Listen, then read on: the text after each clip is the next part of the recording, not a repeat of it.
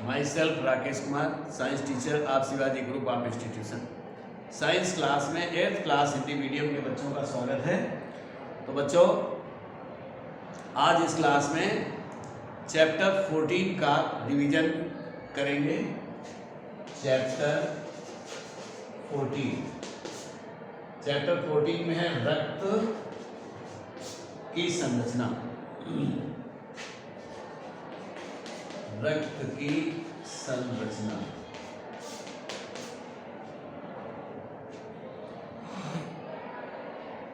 तो रक्त की संरचना में आइए। रक्त की संरचना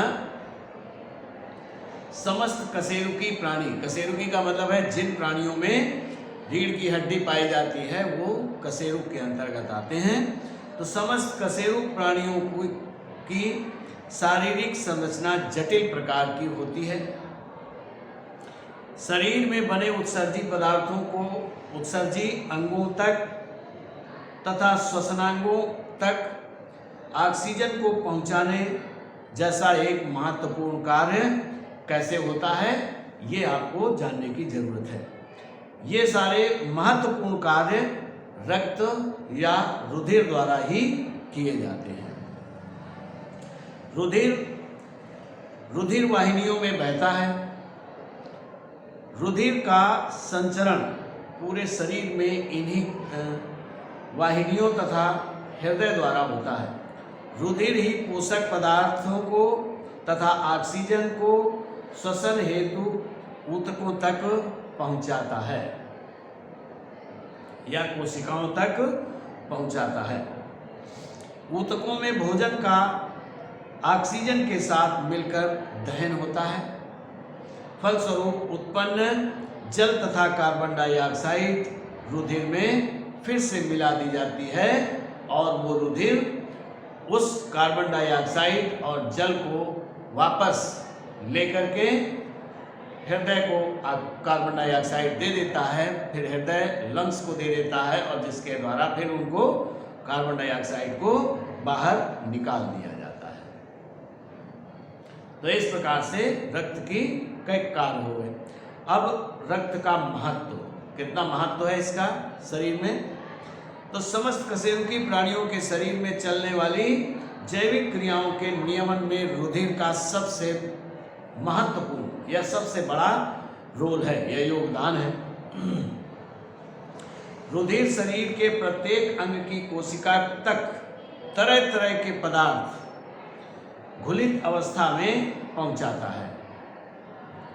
इसकी महीन वाहिकाओं तथा कोशिकाओं के सीधे संपर्क में होने के कारण यह कार्य कर पाती है। रुधिर वाहिनियों में शरीर की नलिका विहीन ग्रंथियों में उत्पन्न रस हार्मोन्स भी सीधे आ जाते हैं।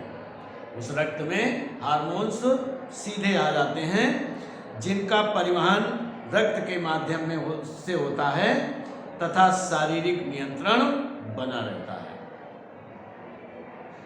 अब देखते हैं रुधिर। तो रुधिर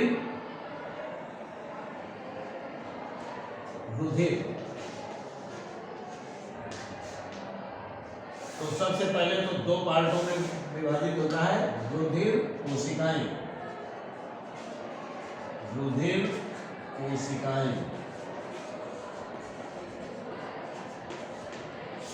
और नंबर 2 प्लाज्मा।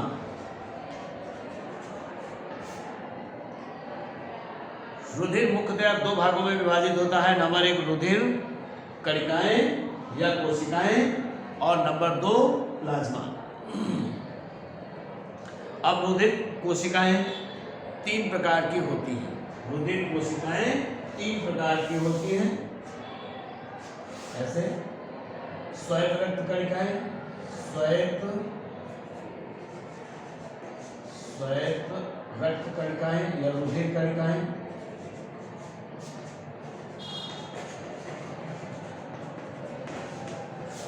और नंबर 2 लाल रक्त कणिकाएं।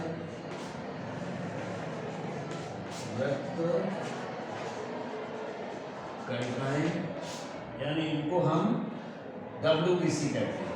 WBC वाइट ब्लड कार्पल्स और इनको RBC, ये होती है रेड ब्लड कार्पल्स।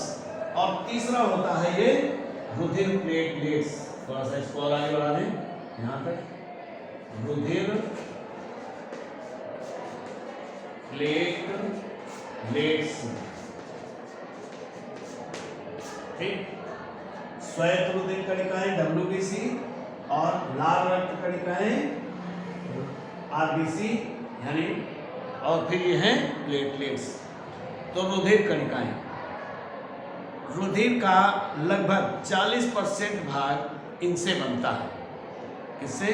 रुधिर कणिकाओं से। और ये 3 प्रकार की होती हैं। कौन कौन सी हो गई? श्वेत रक्त कणिकाएं, लाल रक्त कणिकाएं और रुधिर प्लेटलेट्स।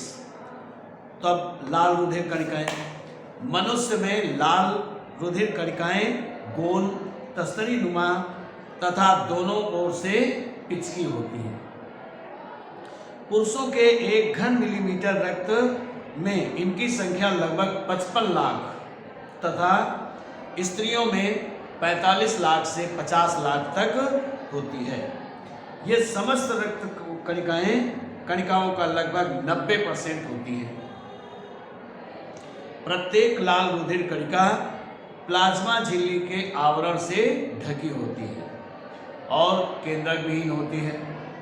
इसमें विभिन्न प्रकार के लवण तथा विटामिन्स होते हैं।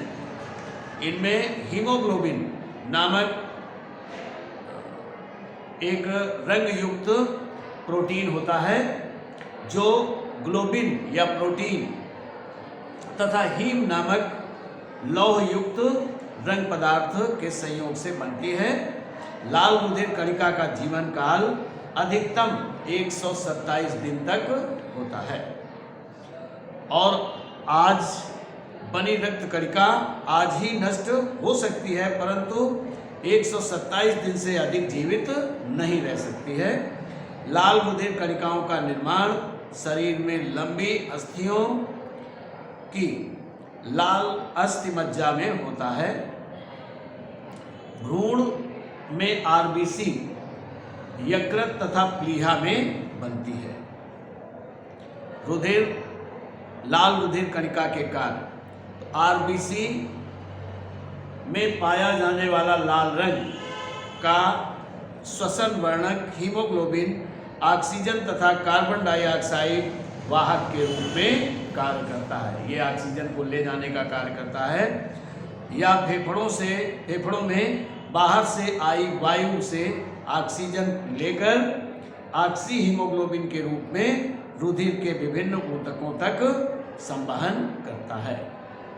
नंबर 2, ऊतक कोशिकाओं में श्वसन क्रिया से निकली कार्बन डाइऑक्साइड को लाल रुधिर कणिकाएं फेफड़ों तक पहुंचाने का कार्य करती हैं।